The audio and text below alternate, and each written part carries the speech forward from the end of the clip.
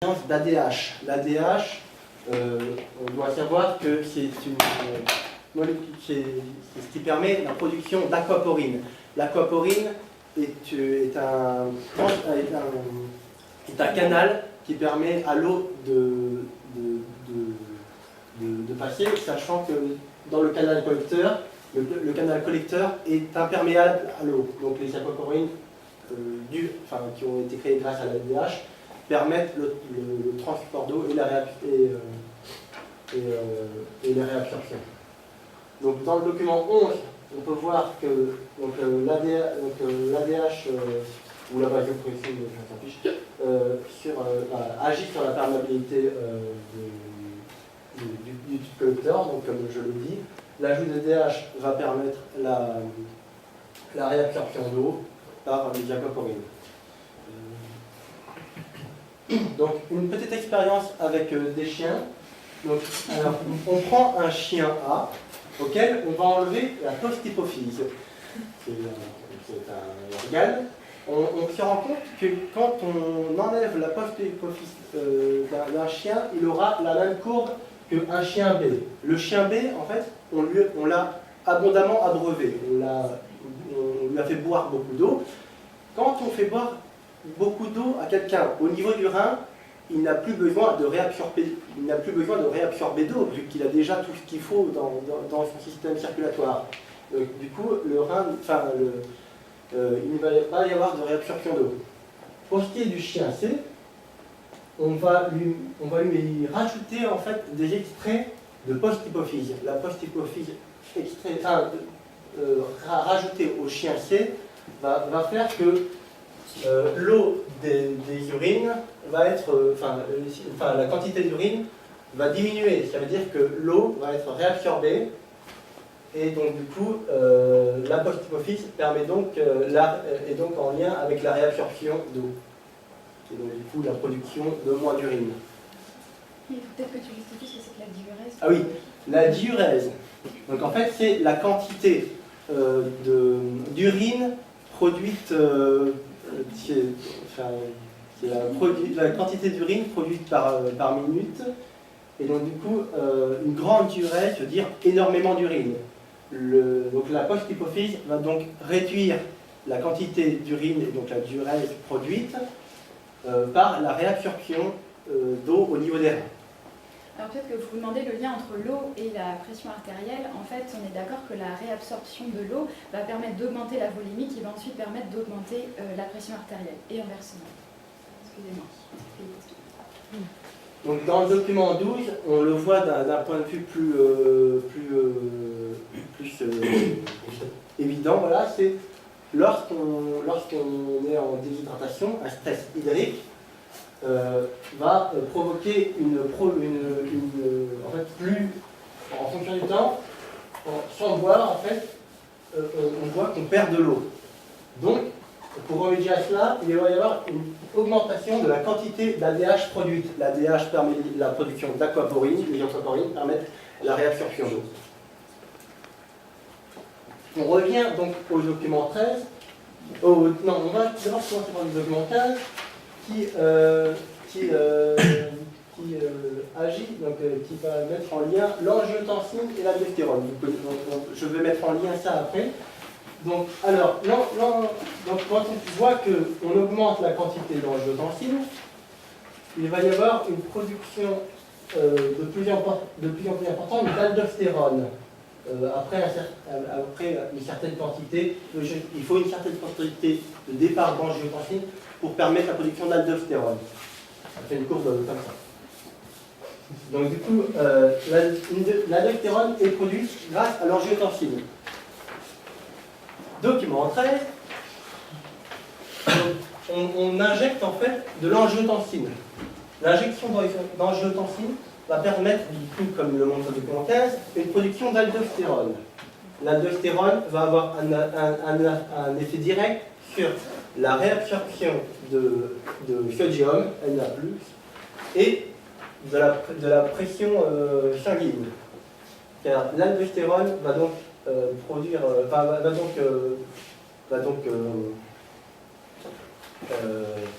faciliter. Comment ? Faciliter la réabsorption. Enfin, faciliter la réabsorption de Na+, et aussi, qui est la position artérielle, la réabsorption d'eau. Donc augmentation de la pression artérielle. Donc l'augmentation de la pression artérielle, voilà. Tu peux à la limite peut-être faire... Ah non, celui-là on peut le faire tout de suite. Oui. D'accord. Et après refaire du coup bien la boucle cybernétique. Exactement. Donc, alors, d'où provient l'aldostérone qui est produite grâce à l'angiotensine. Donc du coup, on a essayé on a un document qui nous montre le plasma, donc ce qu'il y a dans le sang et ce qu'il y a dans les urines. Et on mesure le pH et surtout la concentration en Na+. Et on observe ça avec ou sans la glande surrénale. Donc dans le cas d'un animal ayant la glande surrénale, il y aura, dans les deux cas, glande surrénale ou pas, les concentrations en Na+, ne varient pas tant que ça. Mais lorsqu'on enlève la glande surrénale, on voit qu'il y a une augmentation du Na+, qu'il y a dans les urines. Et donc du coup, on voit que, que la glande surrénale agit sur la réabsorption de Na+. Donc du coup,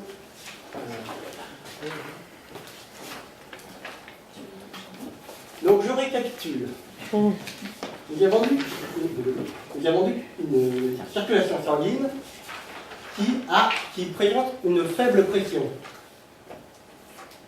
Donc basse pression, ça va agir sur des récepteurs, des barorécepteurs au niveau des reins. Donc vous avez la circulation sanguine ici. Une basse pression va activer les barorécepteurs. Les barorécepteurs vont activer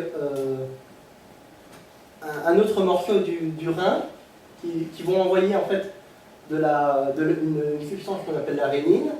La rénine, elle va transformer une molécule qui est un peptide qui est l'angiotensinogène et va permettre de transformer l'angiotensinogène en angiotensine. Pas encore. Si. Pas encore. En angiotensine 1. L'angiotensine 1 va circuler jusque dans les poumons. Les poumons sécrètent naturellement une hormone de transformation de molécules. Une enzyme. Oui, une enzyme de conversion, voilà. Ce qui va transformer l'angiotensine 1 en angiotensine 2. On sait que l'angiotensine 2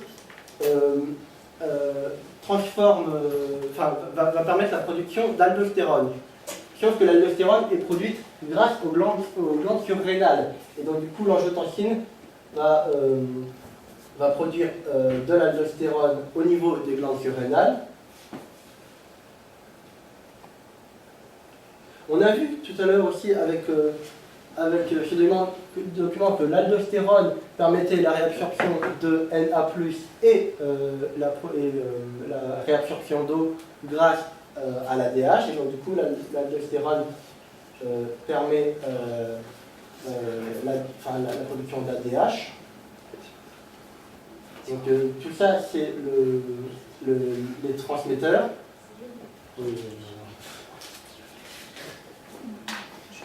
L'ADH va donc aller au niveau du canal collecteur, donc pour réabsorber l'eau à ce niveau-là, ce qui va, donc le canal collecteur qui est là, et donc du coup, ce qui va augmenter la pression. Augmentation de pression au niveau de 40. La grandeur d'entrée, c'est pas la pression, c'est le volume, ça va augmenter le volume sanguin. Il va y avoir une augmentation du volume d'eau dans le sang, augmentation du volume dans la circulation sanguine, ça va provoquer une augmentation de la pression. Donc ça va régler le problème de l'hypotension. L'aldostérone aussi va agir en plus, au niveau des anses des reins, il va permettre en gros la réabsorption de Na+. Donc l'ajout d'aldostérone fait la réabsorption de Na+. Et la réabsorption de Na+, permet aussi, est accompagnée de réabsorption d'H2O. Donc l'aldostérone est aussi va agir va agir directement sur le rein. Donc, en agissant sur le rein, il va aussi provoquer une augmentation de volume d'eau dans le sang et donc du coup une augmentation de pression. J'ai une question. L'aldostérone se transforme en ADH sur Non, l'aldostérone en fait va agir au niveau de Des anses, tu sais. Non, l'aldostérone elle agit au niveau du rein directement pour réabsorber le Na+, et l'H2O, mais pour ce qui est du passage à l'ADH, c'est l'aldostérone est envoyée au niveau de la post-hypophyse. Voilà, la post-hypophyse, voilà. Et la post-hypophyse va produire l'ADH, l'hormone antidiurétique qui va permettre la réabsorption d'eau au niveau du canal collecteur. Il reste le dos. Tu veux le reste? Alors, donc là on a vu dans le cas d'une hypotension, et le document 16, alors il n'est pas à la fin de votre polycopier, il est après le document 5, je crois. C'est pour des soucis de place. Il a une place particulière, il y a pas au début. Donc le document 16, donc c'est l'effet de l'angiotensine 2 et du facteur nutriurétique atrial, donc l'AP2. Donc en gros, on va perfuser un rat avec de l'angiotensine 2, avec ou sans APB, et on va voir ce que cela fait sur la production d'aldostérone. Donc comme on l'a vu, lorsqu'on met de l'angiotensine, on va avoir une production d'aldostérone qui est assez forte, donc Doris vient de vous l'expliquer. Par contre, si jamais on met de l'AP2, donc un facteur natriurétique atrial, on voit que la production d'aldostérone est largement diminuée. En fait, ce facteur natriurétique atrial, donc l'AP2, est envoyé dans le cas d'une hypertension, donc là on a le cas d'une hypertension, d'une hypotension, donc lorsqu'il y a une forte pression, ça va être l'oreillette qui va sécréter c'est quoi? Un facteur. Oui, mais c'est C'est normal. Une hormone. Va sécréter cette hormone qui va